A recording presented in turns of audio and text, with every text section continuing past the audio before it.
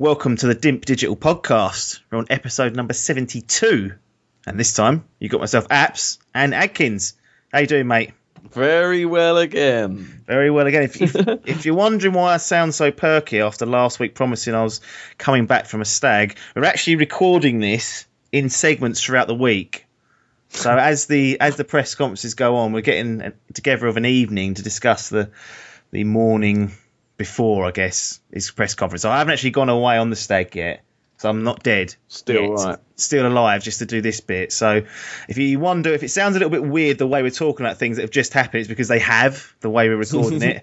They have just happened, but we'll try and do our best to make it sound somewhat coherent, but I can't guarantee that. But let's just kick things off, because I've got a feeling this is going to run on long, especially that we're separating the segments up in the way we're recording. I've got no idea how long this is going to take.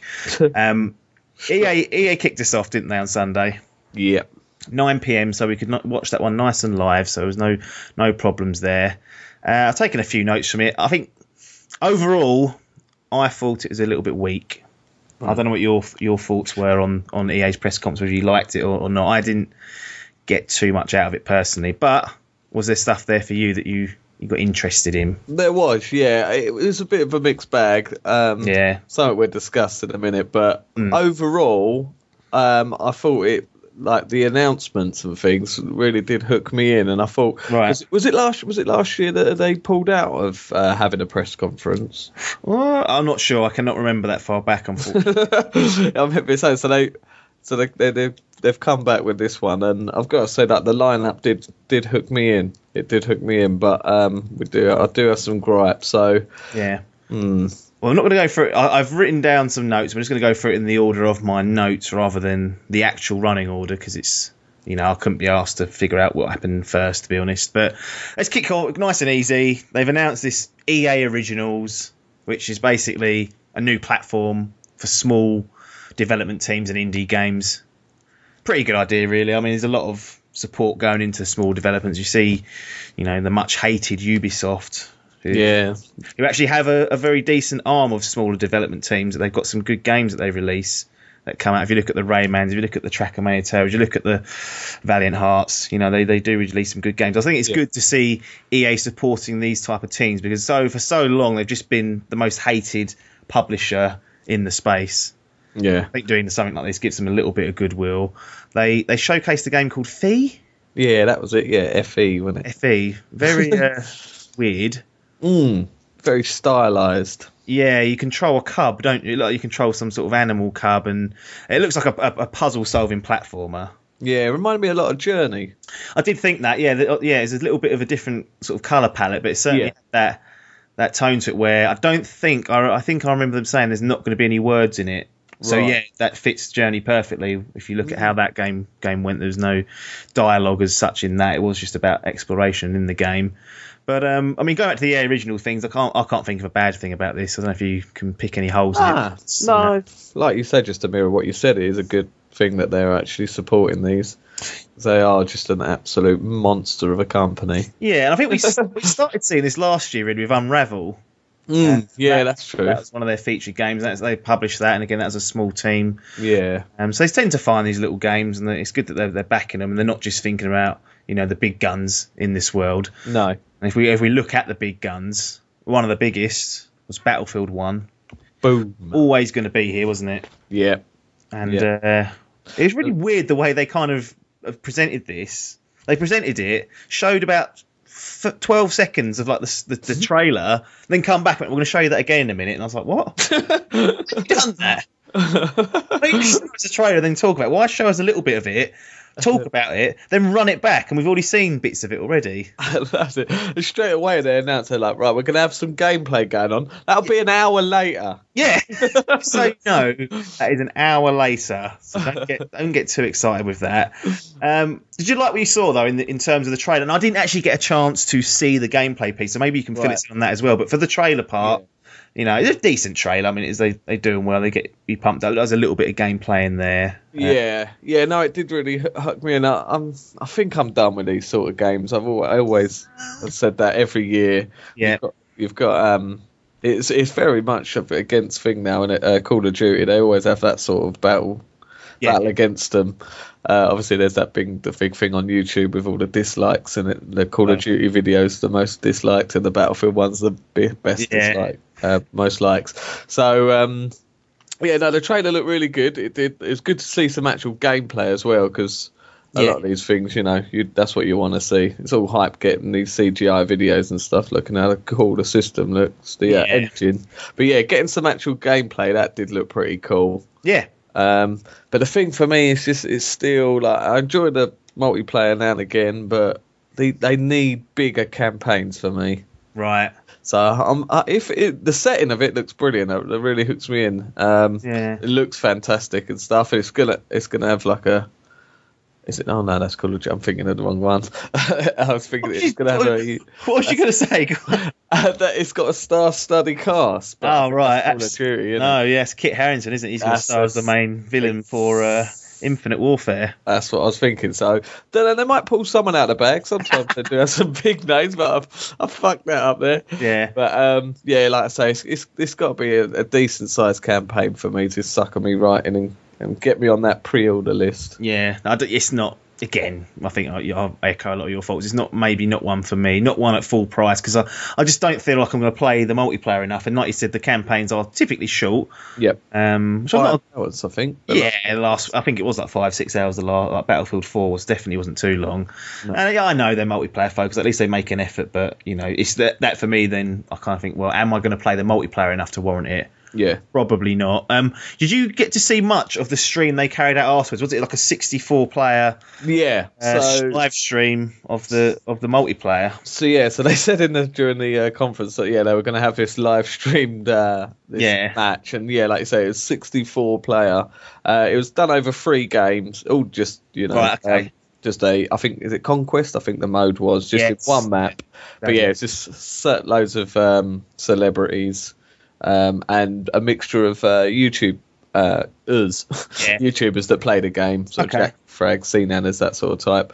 And it just you just got to see, it's quite cool. They sort of kept panning on everyone's different screen. Yeah. And then they put it into a spectator mode as well, so you could get the scope of it. And they were just introducing like all the new features, like the dynamic weather. Yeah, that looked quite cool. The dynamic weather. Really cool, and how it changes up, and also the blimps. The blimps. How the alternative history blimps in Adkins' world. That's right.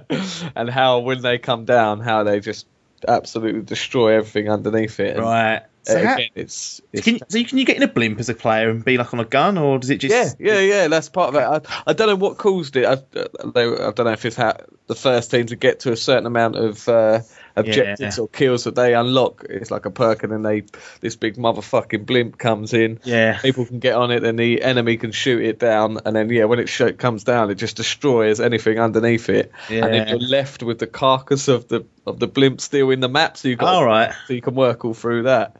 So it's pretty clever. It was. There's also they've also got this new gas as well that you have to have like gas masks on when people use fucking gas bombs and shit. Yeah. I wonder whether the blimps, whether they can do. It's probably not. Everybody would have shown it if they were, but have the blimps almost like as an assault walker. Do you remember from Battlefront? Yeah. You'd have to stop the AT-ATs getting through, and maybe in this case you stop the blimp, but it doesn't sound like they're doing that. No, but yeah, so you're impressed with what you saw, but it's just not. Yeah, in this space these days, it's not going to get. That's it. Yeah, I'm just sort of. No, that's it. Unless you've got a committed group of friends who are going to be on that day out, and you think, I'll get some decent play out of that. Yeah. But it looked good, but don't know if it's on the. Don't know if it's got the legs. Hasn't got the legs, no. So that's Battlefield 1 dealt with. It certainly does look impressive. October 21st release date on that. Just 1 week later, we will be getting Titanfall 2, October the 28th. I'm shocked they're that close. Yeah. Coming out the same publisher. They're very different games, but they're still, in my mind, battling for the same audience. At least like a 40% overlap in the audience there. So it's a very weird way they've done it. I thought we'd get Battlefield a lot earlier than Titanfall, at least 3 weeks, but 1 week is mad. But we got a trailer. We got a couple of trailers actually. We got even a single player campaign finally confirmed. Yeah, the lonely Titan worried about his original pilot dying, and then being linked to a new pilot. So maybe they're going to explore that relationship. Although I'm pretty sure the Titans don't have an actual conscience. That's just AI. But he seemed to know an awful lot, this one. He had a bit of personality. Robot. It could be. Will Smith just comes blasting in. It's just star-studded. Yeah, I actually quite like the trailer they showed when they showed off the gameplay, and they got a good look at these grappling hooks, these myths that people don't know if they were confirmed. They're in there.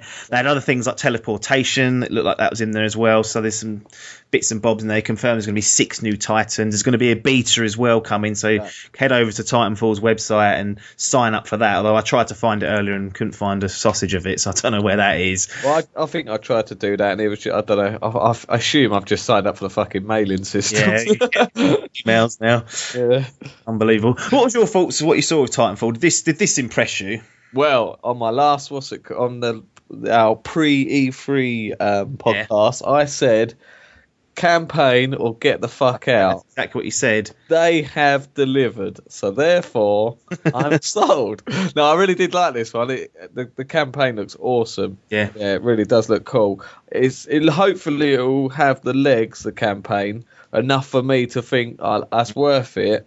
Yeah, it's not going to be a online. Hopefully, it's a decent length campaign. But even the multiplayer, that looked fucking wicked as well. I mean, I had Titanfall 1, and no campaign was a bit of a stinker. But I have to admit, every time I played it online, it was a blast. Yeah, the new inclusions look awesome. But yeah, just the story does look really cool. I like it. I like this. It looks like it's got them sort of Call of Duty-esque big set pieces as well, which I'm a big fan of. Well, yeah, I mean, it's no surprise being Respawn. A lot of them are Infinity Ward guys, so right. you'd expect that from them. They've got the pedigree to do it, and Titanfall's looking very strong. I think Titanfall 2. It's coming to, obviously we can't forget, coming to PS4. So yeah, that was another big thing I did think for the PS4 Dimp boys. Yeah, well, I don't know if that's going to get sniffed. I think it's going to have to be another Xbox title. But do you reckon? Well, it's Hall, isn't it? Hall dictates, unfortunately, and Logan will always follow him. Whatever he says, he will always get on his knees for him when needed. So it's an unfortunate situation to be in, but that I think is what's going to happen. But yeah, it looks strong. It's confirmed the campaign. Grappling looks there. There's some customization that you can do, and I'm sure we'll see more as and when it comes out. I saw today actually a confirmation that all maps will be free and new maps, so no typical kind of expansion packs what you normally pay for. They're trying to keep the community together. I think that's the right thing. I think if you look at when a new map pack comes out, and if it's not everyone jumping on board it, the audience or the consumers get kind of fragmented depending on what maps they've bought. And I don't think they want it to happen. I think they wanted to keep it consistent. So probably there's going to be other microtransactions in there, maybe cosmetics. That seems to be the way that they cover their losses in that side. But that's a good thing. Yeah, definitely. No paying for maps or modes. And I think they learnt the mistake, because I think after a year of Titanfall, the season pass became free. So they actually so I think they kind of looked at the metrics and thought, hang on, everyone's not playing this. Let's just bundle it in, because you have to have 2 different playlists essentially. It doesn't work, does it? Because you've got people that are old ones that haven't paid for it, and people that have, and it's just like you could only have a playlist of like free maps, right, to play the new ones, and that I was just like, for fuck's sake, come on. So good thing, and if that becomes the precedent, that's only a good thing for all multiplayer games. So big thumbs up there, and again, EA surprising people, allowing Respawn to do that, because that is, that's free money at the end of the day usually. Turned over a new leaf. Well, not quite, but although we say that, FIFA 17 drops in. That's always going to come. We had a bit of Madden as well. They talked a lot about esports and their championships they're doing, the Challenger Series and then the EA Majors, that sort of business. So they got all that in there. But for FIFA 17, they dedicated quite a big bit of time to. And what I did like, and we haven't mentioned this, is they had a press conference going on in LA, and then they were throwing back to the London arena in Hammersmith, where there's also a crowd there, and they had Peter Moore there. And they had Jose Mourinho turn up on stage for FIFA 17. So one of the big revelations on that is that the Premier League managers are all going to be licensed and in the game. So you're able to see Arsene Wenger's wrinkles close up in full HD.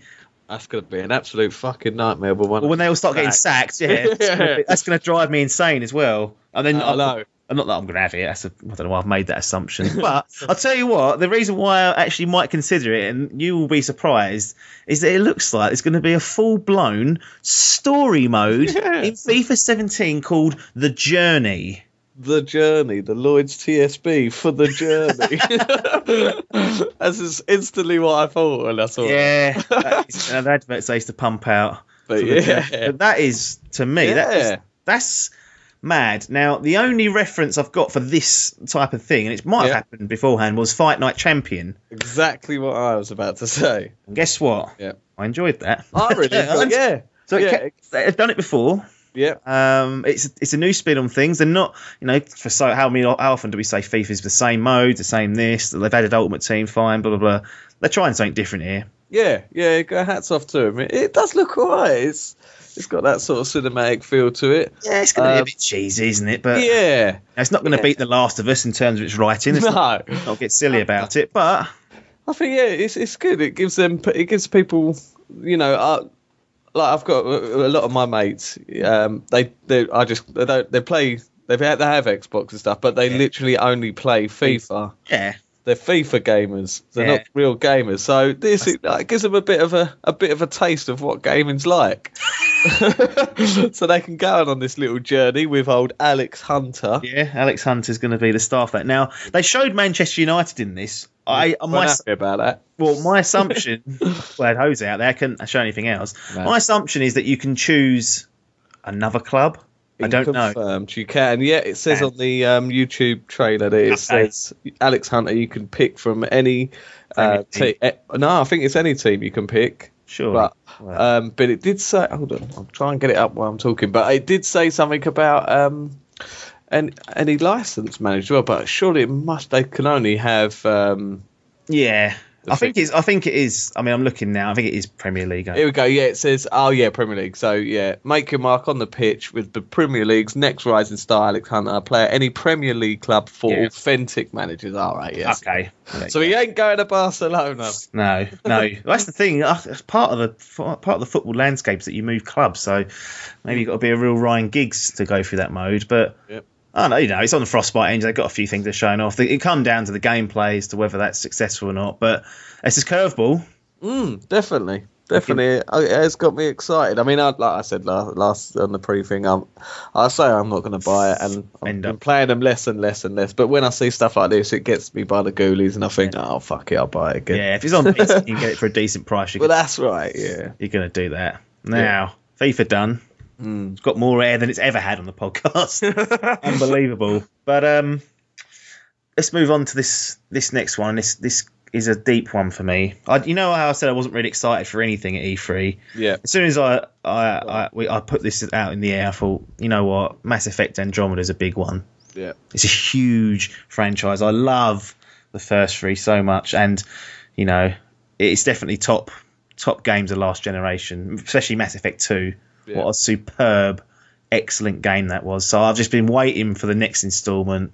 Andromeda is what we've been promised. Yeah. And I have to say, what they showed EA on Sunday night, I was bitterly disappointed at the lack of information. It was sickening. It was silly. We had an announcement last year, so we thought, right, it's happening. Fucking brilliant. Yeah. I cannot wait to get a 40-minute gameplay video next year at E3. Yeah. This comes along. A couple of minutes, was it, tops? I reckon collectively we saw not about 10 seconds worth of gameplay. Yeah. There's a lot of... It was heartbreaking to when you get that. I thought we was going to get 15 minutes dedicated to Andromeda where they talk about how it's going to work, talk about the story. I mean, to be fair, I like they set up the story a little bit. They talked about how humanity's been, you're part of this crew or whatever, being sent to the Andromeda galaxy to find a new home for humanity. So it's a fresh start, like we expected, and I like the setup for that. It's going to be, we like the aliens essentially. A bit worried that it will lose some of its political strength. One of the things I liked about the Mass Effect trilogy was the conflicts between the humans and the more established races. It was sort of vying for power and stuff. And then you had the council. So it's going to lose that because it's going to be humanity just arriving on this new galaxy's doorstep. But I'll withhold judging it too much. No. But just the lack of information just really killed me, that did. Yeah, that was a fucking kick to the bollocks, wasn't it? It was very similar to what we saw last year where they kind of spoke over the devs were talking about. Yeah. Very generally. And we saw a tiniest bit of gameplay. That's it, yeah. It was like a sort of a dev just like a tutorial of how they're making it. I don't want to know how you're making it, mate. I want to see what you've made. Not interested. But those 10 seconds of gameplay, fuck me, that was gorgeous. Yeah. Let's hope that we get a little bit more later on. We've got Gamescom and whatever. I'm just worried now that Q1 and 2, like I was suggesting last week, is just not on the table. Maybe it's near what you were saying. Adkins says September. Yeah, well, that could very well be. EA's final bit of trump card was the Star Wars games. We was always going to be seeing a lot of those. Battlefront 2, 2017 confirmed. That's going to be developed by DICE and Motive.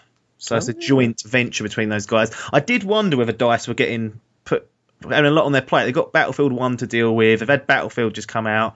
So it's good that they've got Motive to come in. Yeah. Oh, yeah, I forgot about that. Jesus. Everyone has. Yeah, I know. Tragic, really, but what do they expect? They mentioned that that's coming in 2017. Visceral Games and Amy Hennig's version of a Star Wars game, that is going to be coming in 2018, apparently. And we got one small clip of that. That looked, whatever it was, just walking out a door, but that looked very interesting. Didn't see a great deal, though, on what Respawn are working on. And like I thought, I think they're busy with Titanfall. They're just earmarking that it's happening. The only thing you did see was a bit of motion capture work. Yeah. Lightsabers, so you know it's going to be pretty high end with that sort of thing. Oh yeah, they've got the budget to pull that in for sure, and they'll be doing that. It was like a mini sort of segment in its own. What did you make of the overall Star Wars piece there? Was there anything that you thought excellent, or was you underwhelmed? Or I'm still looking forward to the top one is for the Amy Hennig. It's got to be, isn't it? Yeah, for me. You know, they express that they're still working on Battlefront stuff to come. And then obviously Battlefront 2, they confirmed that it would include new Star Wars stuff, which a lot of people have been asking for. Well, when they started saying it, they say we've been listening to our fans, and so we know exactly what they want, and we want to include stuff from the new Star Wars films. And I thought they were going to go on and say, and a campaign. No, just stopped it dead and just that's it. Fucking hell, give us a fucking campaign. Yeah, but mate, you know, fine. If that's what Battlefront's going to be, multiplayer only, and if we're going to get Amy Hennig's Visceral and Respawn that are going to be working on something like that, I'm more than happy just to, you know, shelve Battlefront and say, okay, it's not really what I'm interested in, but we're going to get it elsewhere. I mean, it's okay for Star Wars. It's again with the Mass Effect thing. They're just like announcements, aren't they? It's like Marvel and DC do these things, don't they? Where they announce what films are coming over the next sort of 5 and 10 years. It's like, it's good to get you hyped, but you think, I just want to fucking see something. I don't want to see a logo. Nothing of substance there, is there? Need some meat and gravy. That's all my notes for EA. Is there anything I've missed that you are thinking of that was worth noting? The annoying guy that plays Alex Turner and he's forced acting. That was the only thing that stuck out. I already hate that Alex Hunter now. Oh, right. Yeah. But no, I think that pretty much covers it. I thought, like I say, I did have mixed feelings about the lack of content they showed, but I thought what they did show, it did come with an oomph, and I thought, decent. Yeah. I mean, what would you say then overall, sort of, if you had to give it out of 10? Out of 10, I'd give it a 10. And I was like, what? Full on 10 out of 10. Can we do halves? Yeah. 6.5. I was going to say 6, so yeah, I think that's about right for that. Yeah. We then move on to the early hours of the morning, which was Bethesda. We both stayed up and watched this live. That is a complete lie. I watched it in the morning. Absolutely. I'm watching it as we speak. Yeah, you'll catch it. Let's go for it blow by blow. Again, no order of the press conference. The start of Dishonored 2 got a full-blown 20-minute segment.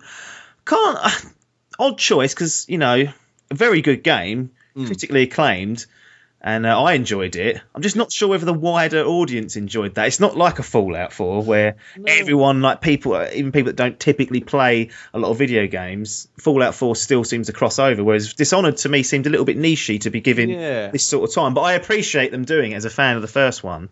No, that's right. Yeah, it's it was the game that covered like BioShock. It was it's like a sort of successor to that. Yeah. But like you say, that's a big AAA name. People probably heard of BioShock. If you used to say Dishonored, they'd be like, Yeah, well, Exactly. But you know, they good because they're giving a game that's, well thought of by its fans, the time it probably did deserve, really. They laid out the basic story of it, between what's going on. So obviously Emily, the Empress from the first one, the young girl, she's now an adult in this one, and Corvo's there, get bumped off the throne. And what they suggested is that at the beginning you choose whether to be Emily or Corvo. Didn't make it clear whether you have to stick with that choice throughout the whole game.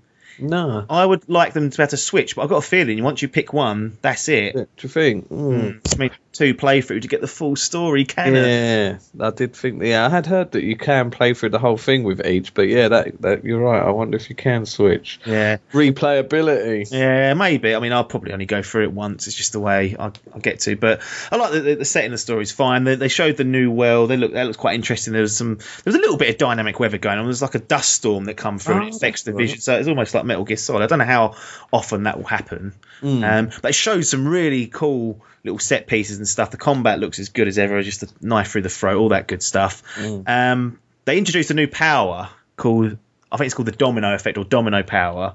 And what you can do is you can mark 3 or 4 people, 3 or 4 guards essentially, mark them. And then if you kill one of those, they all suffer the same fate. Nice. So you can wipe out 4 people in one go. If you mark them, then kill one of them or stun one of them, they all just drop down. Brilliant. The powers in the first one were great. I've got full confidence that they're going to deliver with Dishonored 2. It's a great looking game. Are you? Did you play the first one actually? I did. Yeah, I completed it. I had it on 360. Right. And then I bought it. I bought the definitive edition on Steam, but I've not yet to go through the DLC, which I've heard is good. Yeah, that's story based. So, but yeah, I'm up for this. It's coming this year, November 11th, confirmed. Thank you very much, Bethesda. We'll have that. You can have my fucking money for that, or someone else for me. If it's a Christmas present. They touched up on Fallout 4 DLC. Now, I said last week they'll be getting Crooks of the Year if they didn't announce something for this. Yeah. What they did announce is a bit underwhelming. Just some more workshop items, essentially. Yeah, I could see that the building your own vault, I felt from day one that was going to be a part of the... Fine, I'm happy with all that stuff, but I wanted more quests and stuff. And I've set up, my main criticism of that was that whole system's just fucking aggravating to use. Yeah. And it's so annoying. Nothing snaps together. Maybe I need one of those snap mods that Hall was waffling about. That's true. But well, you say you want quests. They did deliver, didn't they? Wow. You now have quest mode coming to Fallout Shelter. That is true. That is another piece then. I have long deleted that game. 50 million, he said, downloaded that. That's insane. That is mental, isn't it? That is insane. And I bet they've made a fortune off that. And, you know what? Speaking of Fallout Shelter, they had a little piece dedicated to it. Good. They, PC, you said? Yeah, coming to PC. Again, don't play that on PC, but mobile. My missus downloaded that, Fallout Shelter, and I was like, that's a weird thing. I don't know if I asked her to, I can't remember now. And she started playing it, and then one podcast, I think, was talking about how much money they've made, and they was making like X, 100,000 a week off it, off those little lunch boxes. Right. And I was like, who the fuck buys that shit? And then I was talking to her, and she fucking buys them. Oh, Kaz. It's just so weird. I was like, what is going on here? But she's like the true casual mobile game, but was happy to spend a few quid to get ahead on it. So that's there's people out there that will buy it. But yeah, Fallout 4, a little bit underwhelming there, to be honest. I wanted some more story DLC. They better put some more into that. Build your own vault was there. There's some other workshop items like building like your own mouse trap. I was like, what the fuck's going on here? That was weird. Yeah, it was a bit of a strange one. We then roll on to Doom. Not a great deal in there. Doom DLC, multiplayer stuff as expected. So new demo. map. Yeah. Oh yeah, they're releasing the demo, aren't they, for the first level? But it's good to do that, really. Yeah, they should have had that one before. Yeah, that's a bit late fault, but yeah, new multiplayer DLC, armor, and some maps. So nothing really to report on there. They talked about how good it had done. I was like, all right, big shots. Come on, calm down. Now we move on to one of your call outs where you said this is going to be a big deal. Prey 2. Well, it's not Prey 2. It's just called Prey. Which the first one was called Prey. Yeah, so it must be a remake, I guess. Yeah, it did look interesting. I really liked the previous Prey 2 concept, though. That looked fucking awesome. Go on, they flushed that, didn't they? I've absolutely fucking binned it. Yeah. Started from scratch, but although the new trailer did look fucking awesome. I liked that. It looked real nice, and I like the idea of it, how they're on this sort of spaceship, and they're experimenting on people, and it's you know, I'm interested in this. I don't have a lot of knowledge over the original Prey, so I'm not really know what to expect. No. I'll tell you what I thought when it first came on. I misheard the character's name. I can't remember what the name was now. Oh, Morgan. I thought they were saying Gordon. Oh, not my fault. Half-Life 3. I went, oh my god. And then it weren't him. Take the reins. Honestly, for about 15 seconds, I was like, they surely haven't done it. I was like, this is amazing. I was like, no, his name's Morgan. Shit, fucked it. Did you ever play a game on the 360 called The Darkness? I don't think I did. Yeah, I just had little visions of that. It was like a sort of gooey thing. Oh, I don't know. Yeah, little bits that I did think, oh, it looks like The Darkness. Yeah, things like that. I mean, I've not played, but that's definitely going to earmark that one. Yeah, that's one that, again, they said it's going to be coming next year or something, didn't they? Yeah, exactly. Let's move on. Skyrim Special Edition arrives 28th of October. You know, we talked about it last week. It's in the bag. Mod support coming to consoles, so that's probably why they've decided to do that. If you are a PC owner and have all the DLC or the Legendary Edition, you'll get your edition upgraded or downgraded. I don't know if it's probably worse off. Whatever they'll do, you'll get the same for this. So, you know, it's coming 28th of October. Not decided whether I'll invest in it. But like I said, I'm glad. Even if I'm not going to play it, simply because it means they're not rushing out Elder Scrolls 6. Yeah, that is good. So, you know, that's been done. Probably the biggest, or actually I'd say this is probably the second biggest announcement of the press conference, was the Quake reboot. Yep. So kick things straight off of it. They kicked us off this, actually, you're correct. So Quake Champions. I like the name of it. Quake Champions. Multiplayer only, and appears at this moment in time, as we record this, to be Master Race only. No announcement for consoles.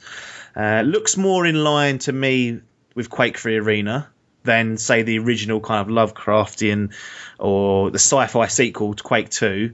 So, no campaign on this. Yeah. It's going to be esports driven, it looks like. Straight in. So I get disappointed a little bit because my main experience of most of Quake was the first and second one, and I like the campaigns on that, but that's not happening here, so fair enough. Master Race only, I completely understand, because the crowd on that is going to be on the PC, really. I think 95% of their audience is going to be PC. The people going to QuakeCon ain't on 360 playing it. It's as simple as that. So makes sense for it to be PC only for now. They mentioned there's going to be, they hinted at sort of character classes and abilities and stuff. So I'm not really sure. We don't want Overwatch in Quake, do we? No, we don't. No. But then again, they're looking at the success of it and thinking, cool, we want a bit of that ourselves. Yeah, they showed a CG trailer of it, and I think, you know, it's very esports to me. It sounds I think this is, you know, it makes sense to be doing stuff like that. QuakeCon, they're going to have more details later on this year, so no doubt there'll be a demo of it or something running. But that's for ones that wanted a reboot of sorts. You've kind of got it, but only if you want the multiplayer. Can I shock you? Yep. I've never played a Quake game in my life. I don't find that too shocking. No? No, not really, because the only ones I played were Quake 1 and Quake 2 when I was really young then. I remember a lot of people talk about playing Quake when they're in like cyber cafes. Yeah, never. I'd missed that, so it's Counter-Strike was around then. Right, cool. The real dominator, so maybe a chance for you to jump in, although campaign for him, so he's not going to get it. Nah, fucked it, mate. Campaign or get the fuck out, Quake. Last bit. This is probably the biggest announcement for me, and it kind of flew under the radar a little bit when I was reading up on what people had written about, you know, the conference, making sure I hadn't missed anything. I could find hardly anything about this, but Bethesda are doing some VR games. Not just any VR games. They say in 2017, Fallout 4, a version of it, I don't know if it's the full version, and Doom will be arriving on the HTC Vive. I don't know if I've just made this up, but I swear I did hear something about updated Fallout 4 edition. Yeah. Surely that can't be on like a new engine or something, but... Well, I don't know what's going on, but it's mad. Yeah, imagine Doom in VR, that would be fucking mental. You'd be sick, I'm telling you. Shit your pants. Honestly, if they can do it... Now, this is the problem. Now, all we've seen... Let's be honest, VR's come out... Fucking flopped a little. Not flopped, but is not a lot going on at the moment. No, and now this week we'll see more. I know we're seeing a lot of experiences. We're seeing a lot of like half games, not any real big games coming out. But Bethesda are making a statement here saying they can get two of their biggest, successful, critically acclaimed IPs on VR working, in a way that's natural. And that's the key. If you get that working naturally, that could be watershed moment for VR.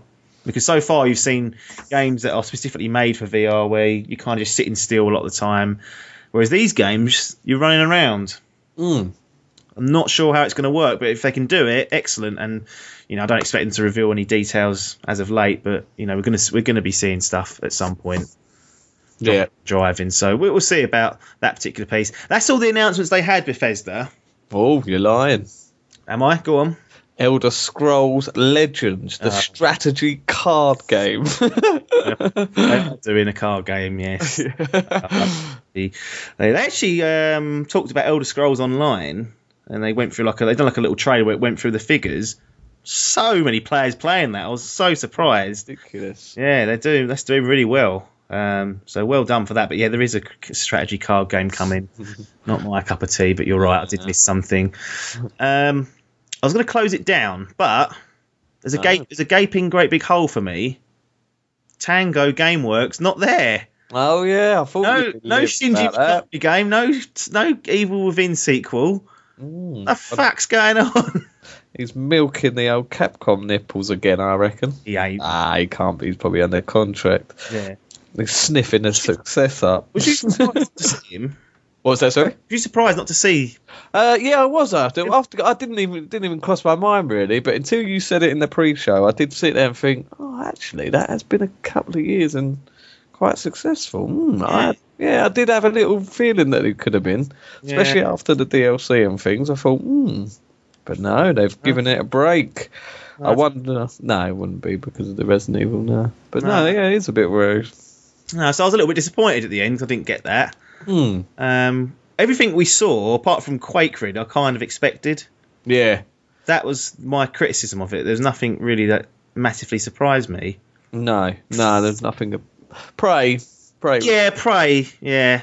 But unfortunately, I haven't got the previous experience to be overly, wow. So it's difficult for me. But yeah, again, I don't know. I would say 7 out of 10. Go for a 7 out of 10. Yeah, I'm not. I don't know about you. What would you give that? I'll go 5.5. Really? Yeah. Wow, did not enjoy Bethesda. It was a bit underwhelming, I thought. Yeah, apart from Prey and the Dishonored 2 stuff, none of it else really grabbed me by the ghoulies. Bethesda letdowns. Yeah, I've got to say, see if old Ubisoft can do anything tonight to take the title, but so far EA winning for me with a 6.5 and an all-time low. We still got lots to come, and as I said, we are recording this on the Monday before Microsoft is going on as we speak, and obviously Ubisoft's coming later on. Then we've got Sony, so fuck knows what's going to be happening. Hopefully we will report back in the next segment of the podcast with some awesome stuff, but we will catch up soon, Mr. Adkins. I'll speak to you soon. Thank you very much. Ta-da.